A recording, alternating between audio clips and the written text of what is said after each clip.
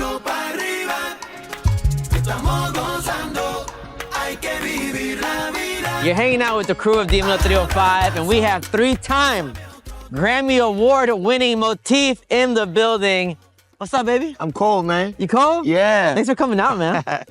It's cool. We host a run club every Thursday, 6 p.m. I've seen you hooping. We want to talk about different parts of your life, but we got to find, first we have to know, at what age did you fall in love with music?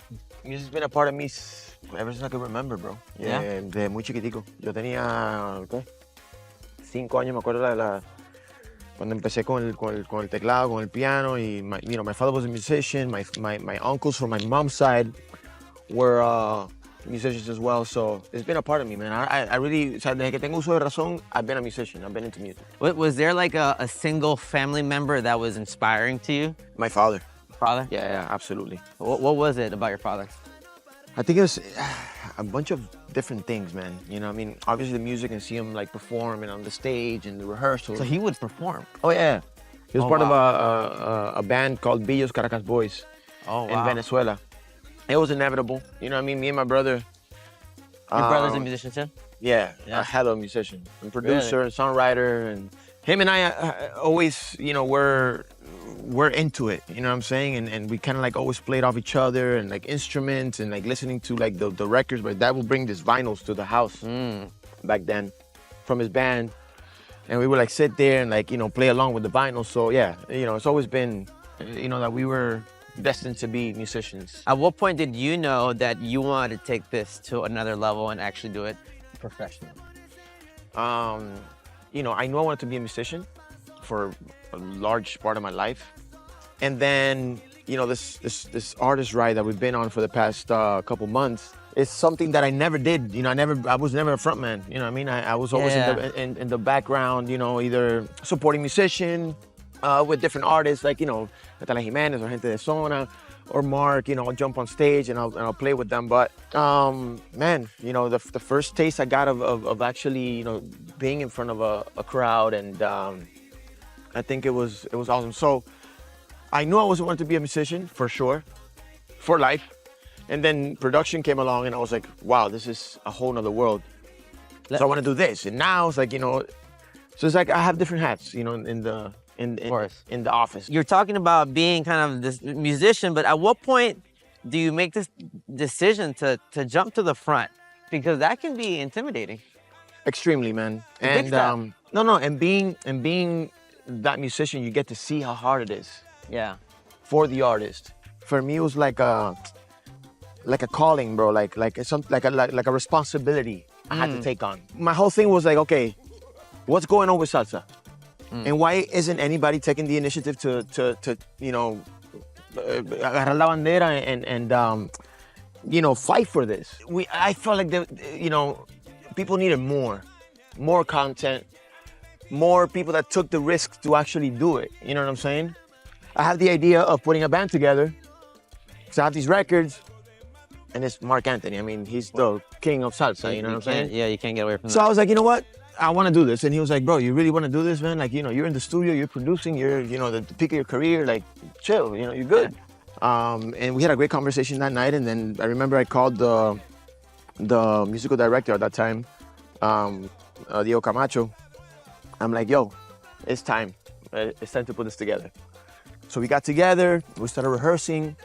And again, you know, I've been in the stage all my life, but I had never been in the front. So I had to kind of like carry a band now.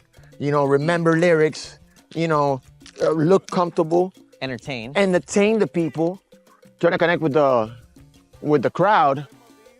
But you have 11 musicians behind you, giving it their all, you know, so you kind of have to play off of both things. Play off of them, play off of the crowd, the music, the vibe. And like I said, look comfortable. Like, you know, look like you know what you're doing. Do you think that when you took that leap, in a way it was like starting over? Something fresh, something new? Absolutely. And I think that's one of the most beautiful things about, I've been in the business for 20 years, man, you know? Yeah. And I've been blessed to sit with amazing artists in the studio, do things that I never imagined I was gonna be able to do. So when I sit there for the first time, my first show, you know, I couldn't believe it. I'm like, yo, this is real and this is dope, you know, because no matter how many Grammys or #1s or nominations I have, I'm still a brand new artist. Yeah. You know, to the people. I want to talk a little bit about self-esteem, body image, because you're up there on stage, right? And you have your own physicality. I'm a short guy. I'm very aware of my body. You're a tall guy. You're very aware of your body. Were there some things that made when you got on stage, like, oh man, like, does this look good? Like, if I move like this, will that look all right? Did you have these, like, maybe at times insecurities? Look, I think the more natural that you're able to feel, you know, I don't ever really sit there like, oh, do I move like this? Do I move like that? I think that, you know, I connect with that natural part of my, I don't know if to call it, Anatomy? Yeah, I guess. Yeah. You know what I mean? Like where, you know, I'm up there singing salsa and I love salsa and I love to dance salsa. So what you see up there is if you catch me at a bar, if you catch me at the house dancing, that's what I'm doing. Yeah. The only difference is that I have a band of 11 musicians behind me and I'm singing my songs. Let's talk a little bit about salsa right now. It's #1 in the world, right, with the Bad Bunny song. Yeah. Primero te dicen loco y después te dicen genio. Now Bad Bunny comes out and everybody is obsessed with salsa. First he said that it was dead. Yeah. There's not, you know, let's not forget that. He did say it was dead.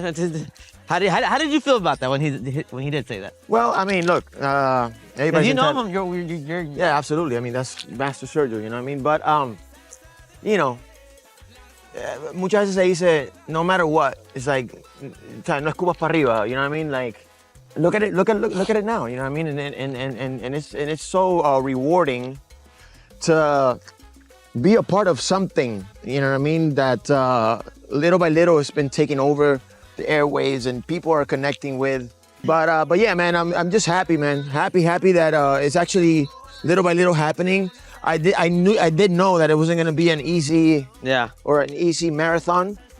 It's the biggest one yet. What's the #1 thing you want to see happen for you in your career? My goal for 2025, which we're actively working on it right now, is to have the whole group of La Salsa de Ahora. Yeah. Luis Figueroa, Luis Vázquez, Cristian Alicea, Daniela Dalcour, Ronald Borjas, Jamie Rodriguez, Carlos Nevares, like all of us in one massive concert. Oof. You know, we're working on it now. Let's see, you know, again, a lot of logistics and a lot of, you know, schedules and shit like that, but of course. That's what I'm looking forward to this year. Thank you so much for moving with Dímelo 305. Always a pleasure, man. Cigars? I'm down. Cigars? Let's go. Yeah. Let's go. Cigars, baby.